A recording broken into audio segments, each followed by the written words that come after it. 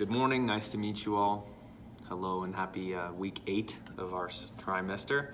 My name is Jacob Smith and I am pursuing a extensive support needs credential through University of Massachusetts Global. For this final week 8 contribution to our discussion board, I have decided to make a YouTube video outlining the different professional dispositions set forth by University of Massachusetts Global and the different codes of ethic areas that I believe help round out a professional educator and to make more informed, self-reflective, and professional practitioners in our profession. So to address the first question, which reads, which SOE disposition and CEC code of ethics area do you think require practitioners to consider how their own personal biases and values could influence assessment, instruction, communication, and collaboration? I think personally that the professional demeanor and responsibility disposition combined with the self-reflection disposition combined to help educators to really address their own personal biases. In my experience, being a lifelong learner and being an individual who's humble enough to ask for suggestions, to be receptive to feedback, and to just remain coachable is it's sort of a prerequisite for continuing to grow as an educator and to develop that sort of introspective perspective that can prevent one from allowing bias to infiltrate all areas of one's practice. Especially as we progress into the tenure of our career, I think it becomes more challenging to be receptive to feedback. Now at this point where we're, generally speaking, setting out on this journey, I think it's easier to be receptive to that feedback because we're in a position to be constantly learning and growing. But in order to prevent bias from setting in, I think it's important for educators, regardless whether you're in your first year or your 30th year, to constantly be asking oneself, how can I be improving? How can I grow as an individual and by extension as a professional? So yeah, like I said, the professionality of that just comes from acknowledging that teachers should embody the lifelong learner mentality and share that mindset with students. And then the self-reflection piece obviously comes in because if we are honestly evaluating ourselves along the way, it's easy to spot things that are perhaps limiting us from reaching all students of all diverse backgrounds and of all levels of ability. So that's my answer for question 1. Question B asks, as a future educator, how could you minimize these personal biases? I think a really optimal way of minimizing personal bias is to apply the SOE disposition of collaboration. It's easy for an individual to be, if he or she is cut off from the support of their peer network or their colleagues, to sort of get that tunnel vision and to not look up from the day-to-day life of being an educator and balancing all that comes with that. And if one is really applying the collaboration disposition, there's ample opportunities to accept the feedback and accept suggestions from peers and from colleagues that can help us to really just put personal bias and preference aside. I know in my experience, it's easier to be isolated from time to time, just to the extent that I'm not accountable to the ideas of my colleagues. Because it's challenging and it's a little bit disruptive and vulnerable to acknowledge one's own shortcomings and then beyond that to seek out support and feedback, even when that's challenging to take on.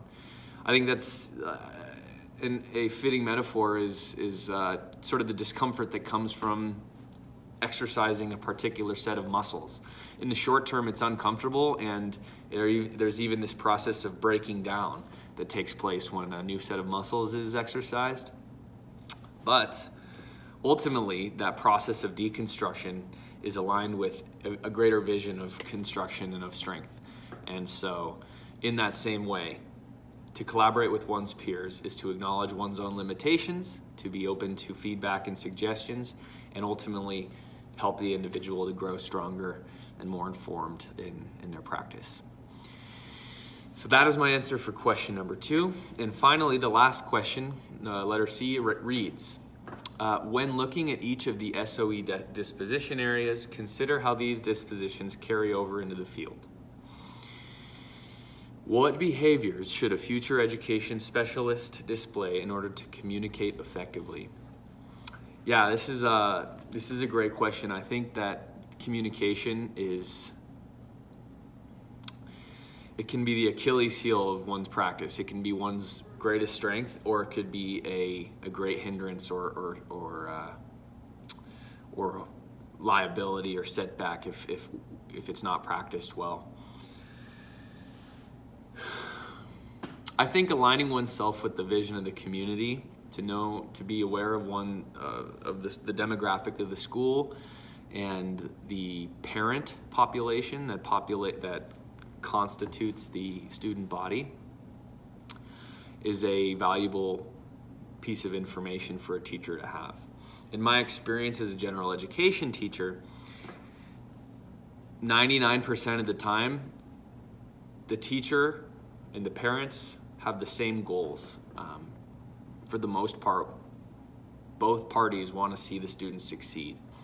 And to be an effective communicator, first with the surrounding community, is to actively align oneself with those goals of being a curious and active learner, to gather information about the surrounding community, to take in cultural perspectives and to different points of view coming from a diverse community, and then to apply that knowledge to support individual students to succeed. And without that communication, it's easy to be cut off and isolated from what those collective visions are for the students going through our education system. So more specifically, things such as positive emails home, positive phone calls home, weekly newsletters, a beginning of the year get to know you survey, regular updates to any digital technology platforms, principal among those obviously, or at least for my district being Google Classroom. Just being transparent and communicative with all the happenings of the classroom, I think, is a tremendous start to establishing that mutual vision. Communicating with the parents to align parent actions and teacher actions to the support of the student, and communication with the students themselves, regularly checking in with students to gauge their social emotional wellness, and to be able to support their ultimate well-being and health. Of course, their academic performance being included in there, but as through the means of supporting them emotionally and socially in a transitional period in their lives, as adolescence tends to be. And then finally, communication with colleagues and administrators, specialists, fellow teachers, educators in different content areas, kind of touching on the collaborative element of the education profession. It was the word humble that saved Wilbur in the children's story Charlotte's Web. The word humble was the word that was ultimately Wilbur's saving grace. And I think if teachers can take a wise life lesson from that children's story, it's that he or she who can remain humble enough to learn and to listen and to constantly be growing through the feedback and inputs of others is ultimately the one who's going to succeed. And that's been my opinion and experience. And so to communicate and to collaborate with one's peers is another way of bolstering the tool belt to enable the success of all students. So in conclusion, it's been a tremendous trimester for me, and I wish the same for all of you. I've grown and I've learned a lot as an educator, and as a goal, as my long-term vision, I want to enable students to realize their potential, to support them in their journeys towards self-realization. Thank you very much. Take care.